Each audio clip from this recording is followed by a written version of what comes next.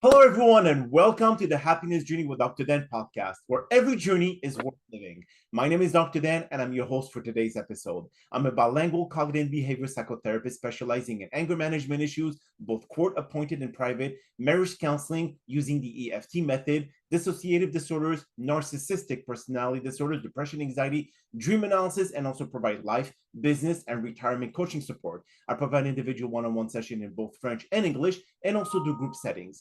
If you need any assistance, reach out to DMV Therapy and Coaching Services at 301-325-1550, and our website can be found at lifecoachdanamzalak.com.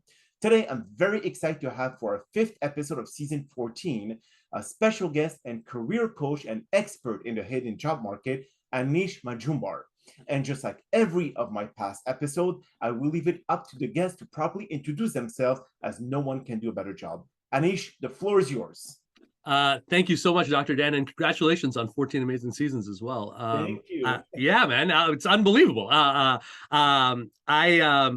appreciate the intro. I'm a career coach and an expert in the hidden job market. What me and my team, what we have been doing and what I've been doing for the last 12 years has been helping people change the way that they're looking at this business of getting ahead, whether it's a different job, whether it's wanting something different, moving to a different industry, and really showing them that there's a way to do it that isn't depressing, that isn't something that instantly puts you up against these huge corporate interests and makes you feel like this big.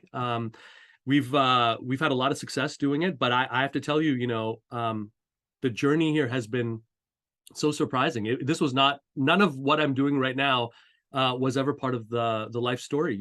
I grew up in Montreal, Canada. Parents who were Indian, and for me, acting, specifically acting on the stage for a shy, introverted kid, that was the first outlet that actually allowed me, with a mom who had schizophrenia, it allowed me to see that, hey, you know what? Like, through the lens of a character, through the lens of a play, I could direct all of this pain, this anger, and turn it into something productive. That brought me on a journey towards acting, towards writing. And honestly, it was while I was doing my main career, right? While I was doing this, that I started working with job seekers as a sideline. That was all it was. I was using my branding, my writing expertise. By that point, I'd been a journalist for many years as well, to help people. And I don't know whether it was an accident. I don't know whether it was fate or fortuitousness, but I remember being on the phone with a guy who was 54 years old.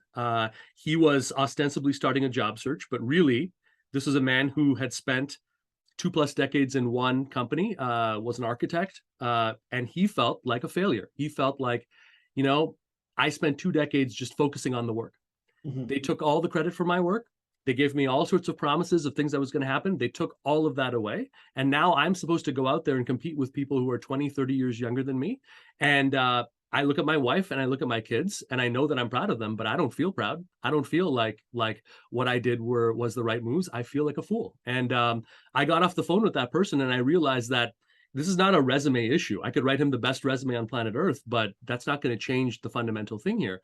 All I knew was that by that point, I had spent my whole life generating opportunities outside of the traditional ways of doing things, figuring out ways in as a journalist, as a writer, all of this from the outside in. So I knew by that point that there had to be some other way. There had to be a way to, for example, move your amazing career forward without you having to relegate yourself towards impressing gatekeepers, etc.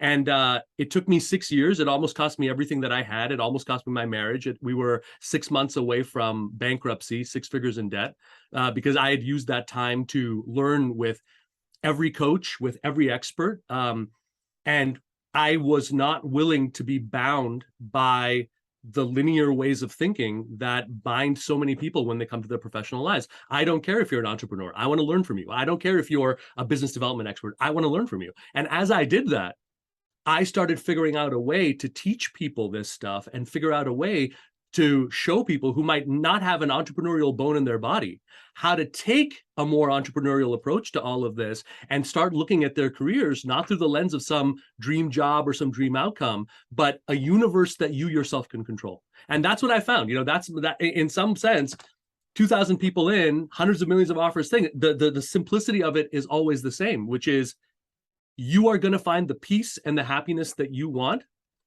in your own humble way, not by being a superstar. You don't have to be a superstar, but you have to own your own territory. You have to own what you do. You have to own what you stand for, and you have to own your world, your universe. And within that, there can be as many opportunities and offers as you want, but that happens to be a very, very different way of looking at the future, and of looking at what you can contribute. So I know it's a long answer. I apologize for that, but I am I am a bit of a nerd about this stuff because I've definitely been on both sides of it, It's good to elaborate because obviously if we just give bits and pieces of information, people cannot really take all those pieces of the puzzle and make a big image. So when you talk about people wanting to become, or even if they don't have this entrepreneurial bug inside them, to be an entrepreneur, you have to be willing to take risk, calculated risk. When it comes to a career, when it comes to people having to take care of their family, they're more adverse to taking risk because they have to feed their family, they have to pay the mortgage, they have to do all of this. So how can you change their mindset? How can you make them believe more about their accomplishment, what they can bring to the table, what they can change their own, as you said, their own universe, taking control of their life and not letting their boss or their potential employer take control of their life? So how can you start changing that in their mind? Well, there is one practical thing that I believe anyone out there can do to sort of shift this, because you're absolutely right. We could talk about the logistics all day, but this really is a mental challenge, that we're talking about here. One thing that anyone can do, I'll see this all the time when I'm looking at what people are putting out there. A lot of times when people think about their brand, their resume, LinkedIn, their interview strategy, what you want to talk about, what's your elevator pitch, etc. They will tend to go for one of two things. They will either tend to say, okay, I need, I'm having an amazing conversation with Dr. Dan coming up in 30 minutes. I got to knock his socks off. So I'm going to just barrage him with every skill set that I have. You know what I mean? I do this, I can do this, I can make changes there. I can do all of that, right? That tends not to work. And we can talk about it. The other one is, we say to ourselves, you know what? I need to take secondhand brand authority. So I worked at Amazon 3 years ago, or I got this certification. I'm a certified professional career coach. So I'm not allowed, before we even talk, I need you to know that I'm Amazon certified. I'm an Amazon programmer. I am a certified coach here. Okay. Neither of those really work because they're both reliant on externalities. They're going to keep you on that rabbit hole forever. Yes, we all got into the market by trading on skills to some extent, but it's not going to work. What works much better, and a way to think about this that'll open it up, is to say, okay, if I'm not presenting a whole bunch of skills, right? If I'm a CIO, no one cares about your tech skills. I hate to say that, but if you're a Fortune 500 CIO, I need you as a strategic partner to this business. I'm assuming you have the tech stuff, right? So how can I look at what I do instead of either of those? Ask yourself this: what's a process that I can stand for? What's a way that I can move any company, any organization, any individual forward using my proprietary method? Let's call it the Dan Amzalag method or the Anish Majumdar method. What's my method right now that I could stand for that allows me to have a degree of impact, a degree of change that no one else can, right? So whatever you are, right? If you're a marketer, your process can be anything aligned with growth, for example, because what you're really paid for is growth, not marketing, right? If you're talking at a career coach, things changed for me once I started thinking about resumes, LinkedIn skill sets, and I started asking, why would anyone work with me? People hate resumes. People hate LinkedIn. No one would interview for a second if they didn't have to. What do they want, right? And when I started asking myself that, and I started changing what I was putting out there, instead of saying, like, look, this is what I can do, this is what I stand for, that shifted everything, because it allows high-level people to drop their guard. Because if you don't have one of these things going, right, if it's not clear within 5 seconds of meeting you or getting a first impression or even pulling you up on LinkedIn that you've had nothing more than a series of jobs, okay, you can reach out to me, but what are we actually going to talk about here? I'm constantly waiting for the other shoe to drop, right? So what it does is it establishes a degree of high-level trust. It allows you to start making moves on your own, which is so critical, right? You can start engaging, you can start building relationships all around what? your process, right? You can start getting to know people in target industries. Why? Because you're seeing this change not happening. You're seeing a wrong that needs to be made right. And that's your entry point towards networking, towards outreach, etc. And so it sounds like a simple thing. People have a lot of trouble with it. It's actually one of the most challenging aspects of what I do with people, because if to put an analogy on it, we're used to looking at ourselves and what we can do through a fixed lens camera, right? And what I'm saying and what I'm challenging people to do is, before you go out there into the marketplace, okay, it is absolutely integral, okay, that you loosen up the bolts of this camera and you start moving it around, right? If I look at this and I look at what you can do through a very tight lens, I see a wheel, I see a vehicle, I see a bit of a thing. I'm like, okay, so that's what it is. It's a car. But if I actually pull out enough to see the role that this car is playing within this large thing, right? The role that it's playing within this race, what it has to do,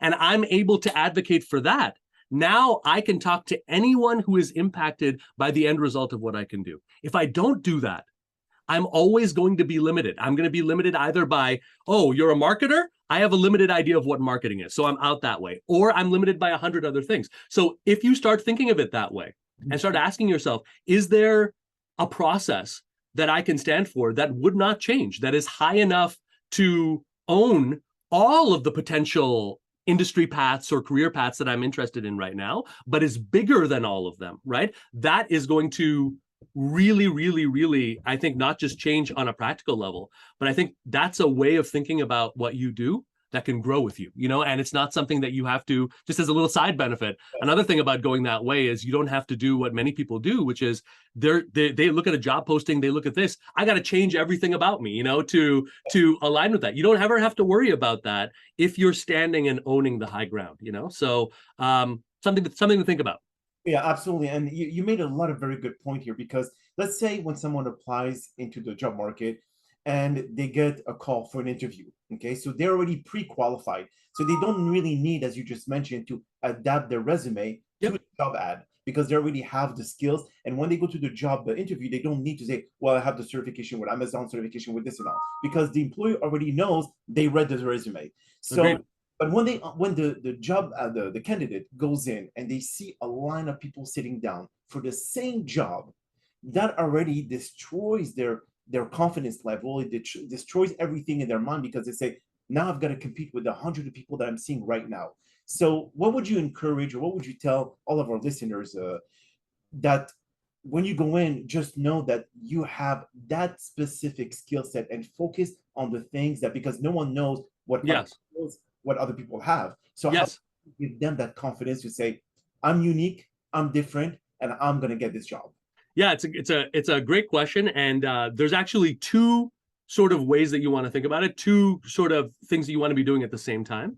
The first one that'll really transform this is, no matter what your goals are right now, really consider diversifying what your approach is, right? So even if like the majority of what you're going out for happens to be based on, job postings, traditional hiring, the interview setting, fine. Consider even allocating 5 or 10% of what you're doing every week towards a diversification. In other words, if you say, look, 10% of my time is going to be invested not on pursuing these opportunities from the job posting side, but it's going to be pursued from, okay, based on my offer, based on my process, here are some companies I'm interested in looking at. Here's some people I'm interested in targeting. In other words, if I can use even 5 or 10% of my time to initiate dialogue and build the relationship, not based on the context of me as a job seeker or a candidate for the job, but me saying, look, we have commonality. I see parallels in what we're doing. Here's what I stand for. I think, us spending 30 to 40 minutes having a conversation would have massive value, right? People do this all the time. It was unique to me because I didn't know how to network, but there's a whole world of that. If you do even 10% of what you're doing to get ahead that way, what that's going to do is you're going to open up a channel. All job postings, all offers, right? It's all based on pain. That's really what it is. Now, the problem with the job postings is that you're catching the pain very late. They've tried to solve it a bunch of different ways. They haven't. So each time they're adding on new things that they want to see, quote unquote, in that candidate. There's more people coming in, etc. But that pain was there for a long, long time, right? And if you want to think about it, in your industry, the reason we say there's like 8 to 10 times as much activity for anyone else out there, conservatively speaking, is because there's tons of companies out there that are not in job posting mode for that role, but they are grappling with this pain and they're trying to solve it. So if your job is to say, look, a part of my time is going to be adding value into the lives of these people, starting the process of actually helping them without anything on the stakes, right? I'm not looking for a job here. I wouldn't know where to start, right? I'm here to do that. You're going to put yourself in a position where through building those relationships, you're going to identify those pain points. You're going to start identifying, hey, they have a massive, massive hole in their marketing strategy. They have no way how to solve it, right? Everything that you identify outside of the bubble of job postings, you have a massive, massive advantage on, right? I mean, the latest stats are if a senior leader at a company vouches for you for a degree of pain that's non-existent, you have a 90% chance of getting a role there or having a role constructed for you, right? So the most important thing would be to diversify your strategy, even more than getting better at interviews and whatnot. It is diversifying that, because once you start getting a payoff there, you'll become an addict for getting these types of roles, opportunities through this way, because it also happens to be a lot faster. Now, back at the other end, right, you can still absolutely move to a powerful outcome there. And one of the most powerful ways you can do it is actually think the opposite of proving anything, okay? So high-level people, we don't pitch, we don't present. If I have to do that for you, something has gone wrong in how I've set things up, I've set up the thing. My goal for the interview, everyone's goal for the interview, should be exactly the same as that first goal for that meeting I just set up through a diversified approach. I'm going to go in there assuming 99% of what's on that job posting is complete BS, which it usually is. I'm going to go in there with one goal and one goal only. Dr. Dan, you're setting up these interviews with me and these other candidates to try to solve something. But I know that you don't have all the answers. I know that you're flummoxed in the dark there. So rather than trying to convince or align to an incomplete set of variables that you have, my one goal is in this interview, through my questions, I'm not going to practice answers whatsoever. I'm going to focus 99% of my time on the questions that I ask, because I want to direct this conversation to identify those 2 or 3 aspects of what is truly driving this hire that you don't want me to know. You want to hire, but you don't want me to know the truth, because the person amongst those candidates who fully understands what is truly going on, right? I established the know, liking, and trust to understand, here's the truth. You don't just want to grow. When the pandemic came out, 30% of your business got eaten out and you have no idea what to do. You've tried to solve this 2 times. Both of those people got fired, right? This is the 3rd go around that's going on. This is the information that they don't want you to know, right? And your one goal in that interview, I don't care if you have to step on some toes. I don't care if you have to make things uncomfortable. I've negotiated plenty of offers with people who don't perfectly get along. That's not about that. It's about that pain, because if you don't identify that in that first go around, what are you following up with? What do you have to follow up with me on? I'm going to follow up with you and I'm going to say, hey, just following up. When I read that, I know you've got nothing, right? The only reason I'm going to follow up with you is because of that pain, right? So if we have an amazing interview, hey, Anish, fantastic. We're gonna contact you next week once we've gone through this stuff. I'm not waiting until next week. If I think that there's validity here, I might send you an email tomorrow. And what is it going to be about? Dr. Dan, I'm happy that we spoke.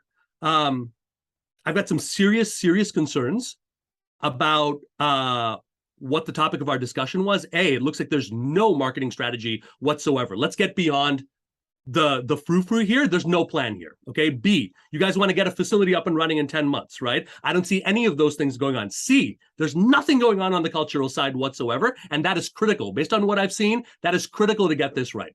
If you guys share that priority, I'm not waiting around 2 weeks. I'm talking with people right now. I want to hear from you guys in the next 24 to 48 hours, because we need to move with that degree of urgency to get this moving. There was Nikhil, who was a client of ours who just negotiated a deal at Tesla.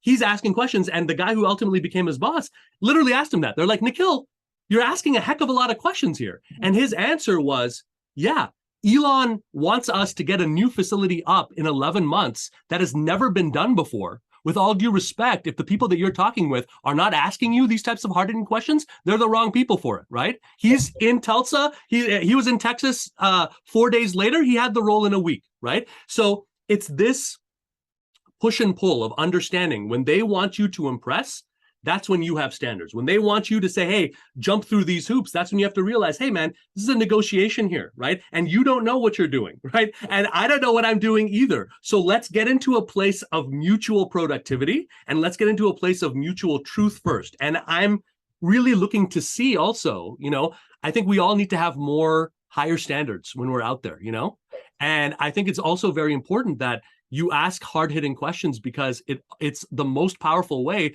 to communicate to an employer, oh, wow, he's been around the block. He has a clear sense of self. He has a clear sense of what he's going to do. And that also can really, really, really powerfully help you when you're moving forward. So yeah, all very complex sort of outcomes, but really, if you want to think about it, the same kind of approach at the end. You know what I mean? It's like, let's bring, in grade 5, we used to do a dance, boys on one side, girls on the other, the teachers in the middle, and we couldn't get the two sides to meet. What I'm saying is, if you put a little bit of effort in sort of being a little bit of a chaperone and sort of making people feel comfortable, and letting people say, hey, it's all right, we can talk about this, we can dive into these details, you set the stage up for fantastic outcomes, So to sum it up, Anish, you would say that the candidate has to become the interviewer.